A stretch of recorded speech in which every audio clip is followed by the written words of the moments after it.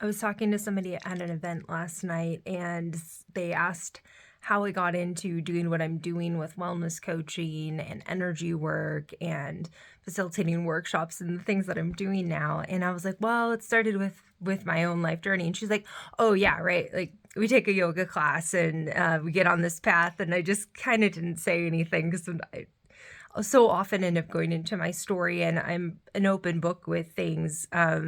Really, I am, like, pretty much will tell anybody.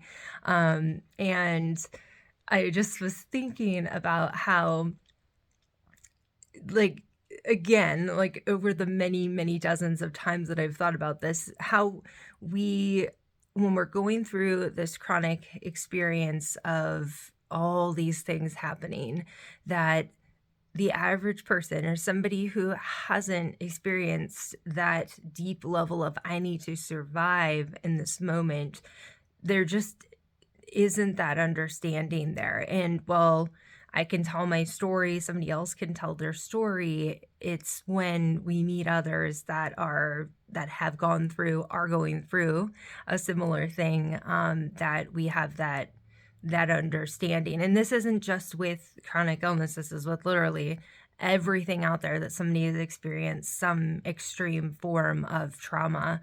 It isn't just, us, like other people have experienced this too.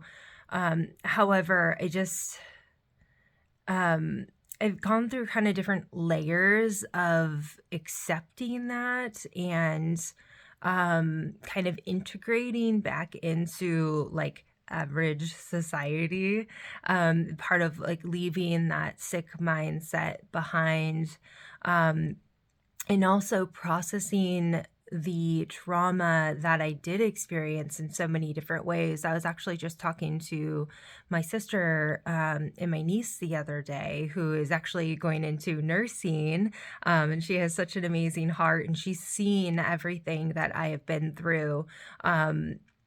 Since she was little. I was 20 when she was born. And so we have, she's seen what I've experienced. Like when she was born is when I got really, really sick at 19. So, we were just talking about the medical system and somebody being released from the hospital for something, and I kind of shared my experience, which I don't even know if either one of them had really heard the feelings that I had on my anaphylactic shock after my first anaphylactic shock, which is what really turned my world upside down when I was a freshman in college. And now we know that the anaphylactic shock was to black mold, but didn't know that for like 10 years, was tested for all the different foods and everything. And I really didn't have much coming up initially on any of my allergy tests. But anyway, so I have this anaphylactic shock at 19. I am away at college in Denver. My family's in California, and I had never heard of such a thing. I didn't know this existed. So when I started swelling up and having this experience, I called my mom and I'm like, Mom, something's happening. Like, I don't know what's going on. And she could hear in my voice that I could barely breathe. And she's like, call 911, get to the emergency room. I'm like, what are you talking about? So anyway, my boyfriend at the time drives me to the emergency room, which was very close. And I didn't lose consciousness, and I walk in, and the whole experience was crazy. I had sunglasses on because my eyes were all swollen, and I was 19 and I was embarrassed to walk into the emergency room. So and at this time the big like dark sunglasses were super popular, so they couldn't see my eyes and what was going on. And they were like, oh, here, just fill out a form and we'll get you in. And then I'm like, thinking like, I need more than filling out a form here. And so I take off my sunglasses and I'm like, something's wrong. And the guy goes, oh my God, hold on just a minute. And this other guy comes running down the hallway with a wheelchair. He like sits me down in the wheelchair, runs me back down the hall. And all of a sudden I'm in this room. And apparently this was a teaching hospital.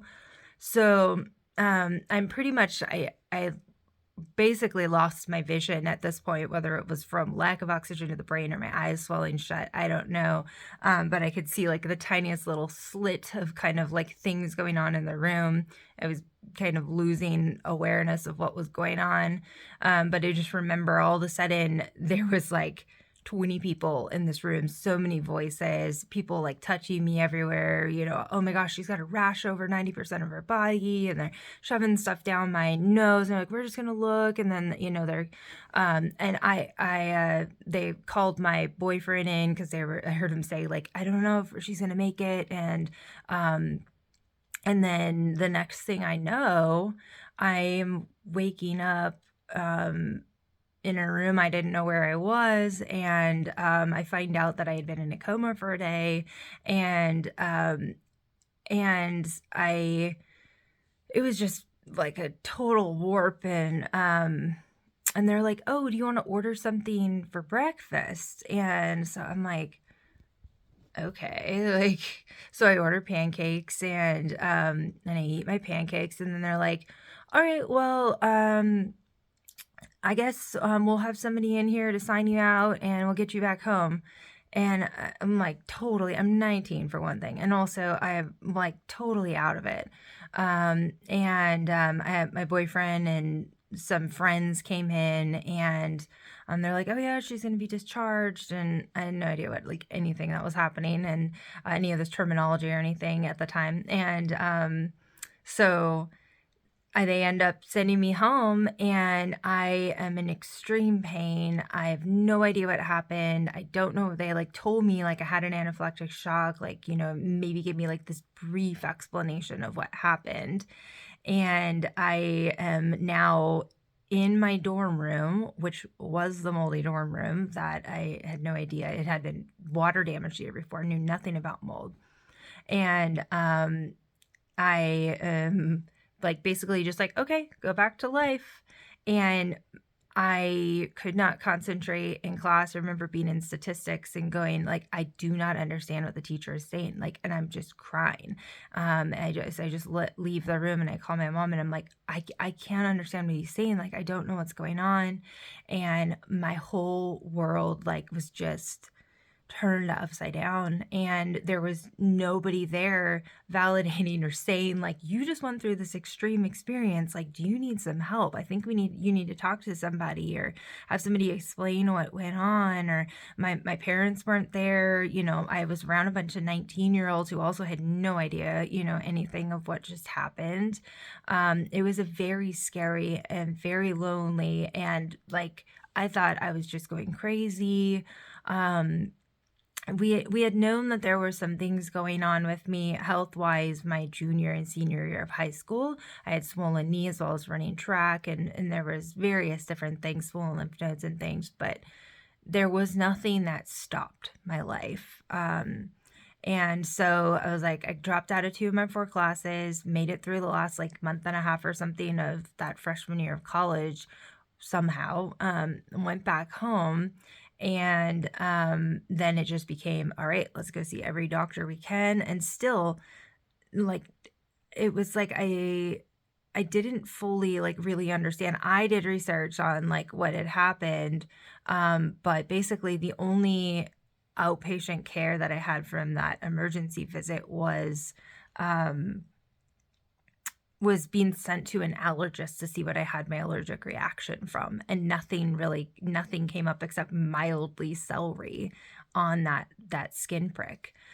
So, yeah, it was just, that kind of scenario happened for so long. And I mean, I was just thinking about that the other day, and then this experience with this person who is like super sweet and super kind, and was it was really nice to hear her story and everything like that. And everybody has their own story, and where all of our stories are super important, and have so much power behind them.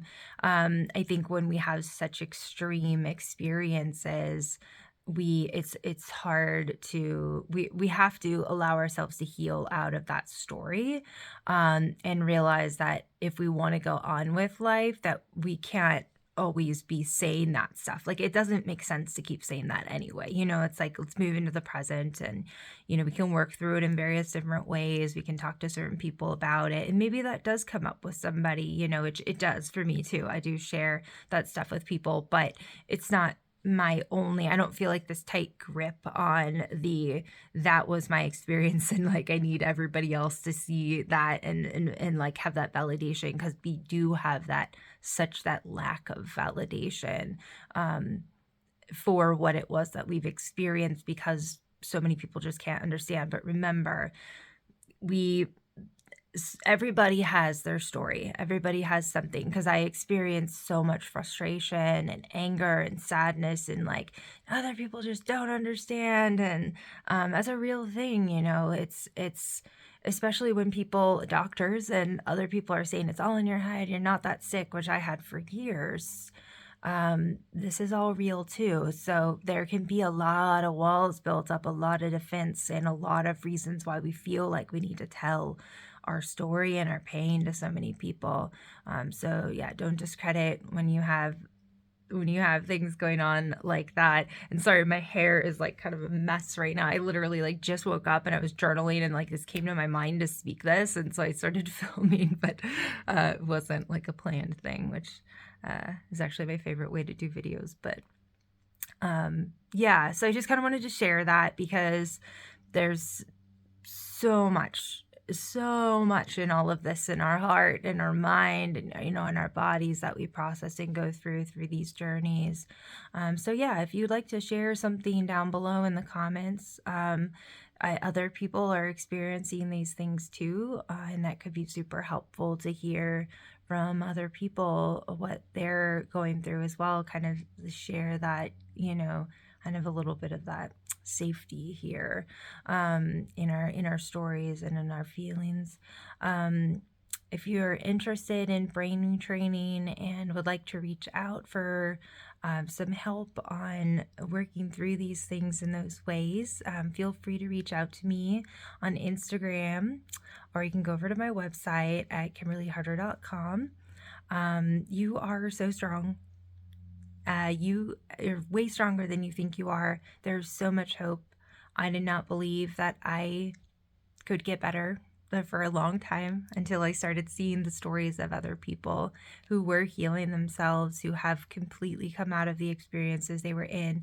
And let me tell you, it is absolutely possible. All right, well, I hope that you have a great rest of your day or night, and I'll see you in the next video. Bye.